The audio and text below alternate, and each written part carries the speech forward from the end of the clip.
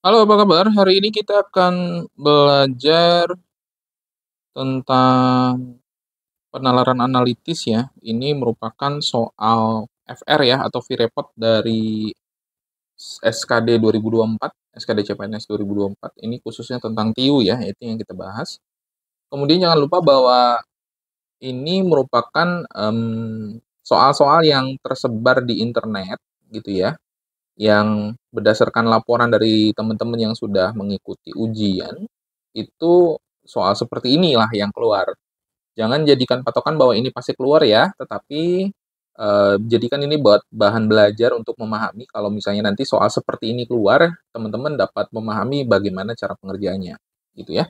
Oke, kita lihat soal yang pertama, yang kalau untuk penalaran analitis, saya ingatkan bahwa kita wajib untuk langkah yang pertama adalah membaca soalnya dulu ya.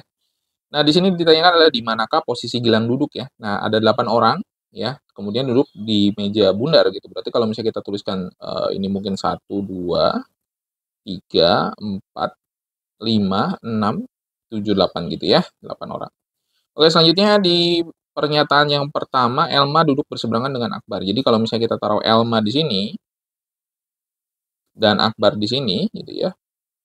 Nah, selanjutnya kita lihat lagi ada pernyataan nomor 3, Haikal duduk di dua kursi terpisah dari Akbar. Nah, bisa kita tuliskan Haikal itu di nomor 2, bisa juga di nomor 8 gitu ya. Nah, misalkan kita pilih nomor 2 gitu ya.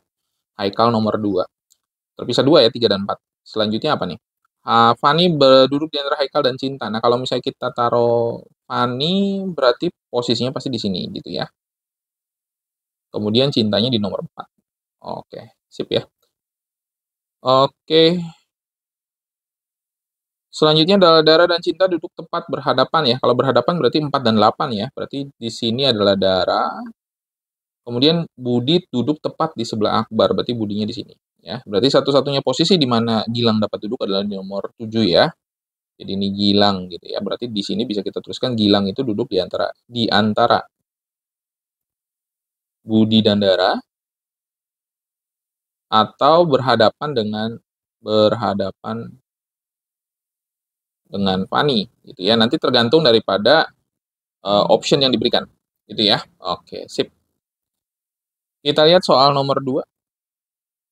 Ada 5 orang siswa, yaitu Akbar, Budi, Cinta, dan Dara, dan baris lapangan.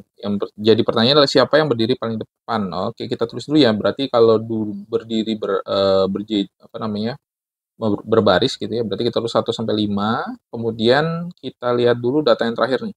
Edu terlambat dan berdiri paling belakang. Berarti Edu posisi nomor 5 gitu ya. Oke, kemudian apa lagi nih? Budi dan Edu terpisah 2 orang. Berarti Budi di nomor 2 gitu ya. Karena terpisah 2 orang ya, nomor 3 dan 4. Selanjutnya apa? Akbar berdiri di belakang Edu ya. Berarti Akbarnya di sini. Oke, selanjutnya apa nih? Cinta tidak mau berdiri di dekat Akbar. Berarti nggak mungkin Cinta nomor 4. Berarti Cinta itu nomor nomor 1. Berarti ini adalah Damar gitu ya. Nah, dari sini berarti yang nomor 1 yang paling depan adalah Cinta. Oke, sip. Kita lanjut ke soal nomor 3. Jalur yang diambil peneliti dari Y ke X, berapa jalur gitu ya. Oke, kita lihat di sini ada penerbangan langsung dari Y ke X, berarti kalau di sini Y, di sini X itu bisa langsung gitu ya. Kemudian ada Y ke Z, Z itu ada ke W dan V, W ke V, W ke V gitu ya, W ke V. Selanjutnya dari Y ada penerbangan menuju kota U, dan dari kota U ada ke kota X. Berarti kalau dari sini kita lihat yang WFV nggak bisa ke X gitu ya. Berarti yang bisa ke X itu cuma ada 2 jalur. Berarti 2 jalur ya. Yaitu Y langsung ke X atau Y ke U dulu baru ke X. Gitu. Sip. Kita lanjut ke soal nomor 3. Oke, ditanya ini duduk yang bersebelahan dengan Akbar siapa? Berarti kalau misalnya kita tuliskan 1, 2, 3, 4, 5, 6 gitu ya. Oke. Cinta ingin berada di urutan terakhir berarti Cinta di sini. Kemudian kita lihat lagi Dara ingin berdekatan dengan Cinta berarti Dara di nomor 5. Oke ya. Edu ingin berdekatan dengan Dara berarti Edunya di sini. Selanjutnya lagi Akbar tidak ingin berdekatan dengan Budi atau Cinta. Berarti nggak bisa, Budi sama Akbar tuh nggak boleh sebelahan gitu ya. Berarti Akbar itu nggak mungkin di nomor 2 gitu ya. Karena kalau dia nomor 2, Budi kan pasti nomor 1 atau 3 gitu ya. Berarti dia yang mungkin di sini adalah Budi. Akbarnya itu di sorry sorry sorry. Budi tidak ingin didahului Fani.